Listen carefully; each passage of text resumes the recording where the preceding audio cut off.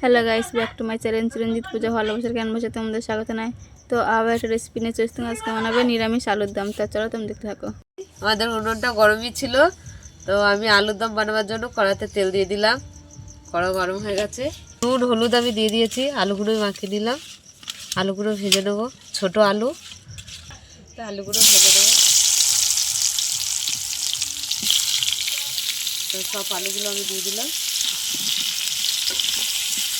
আলুগুলো ভাজা হয়ে গেছে, আমি তুলে দিলাম। তো দুটো লঙ্কা ছেড়ে দিলাম, দুটো এলাচ দিলাম, দারচিনি দিয়ে দিলাম, দুটো পিস পাঁচ ফোড়ন দিয়ে দিলাম।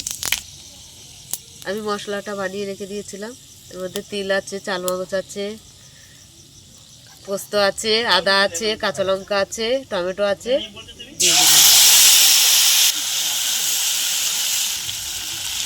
লঙ্কার গুঁড়ো দিয়ে দিলাম, স্বাদ মতন নুন দিয়ে দিলাম, মটরশুঁটি দিয়ে দিলাম। তো মশলাটা ভালো করে কষিয়ে দেবো।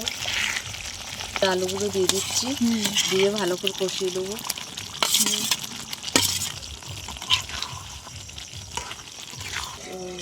চাপা দিয়ে দিলাম, ঢাকাটা খুলে দিলাম।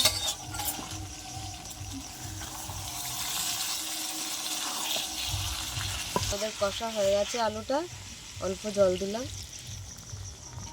হ্যাঁ, সিদ্ধ করা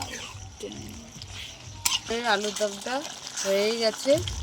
তো আমি একটু ঘি দিয়ে দিচ্ছি, দিয়ে নামিয়ে দেবো। ও নামিয়ে দিলাম।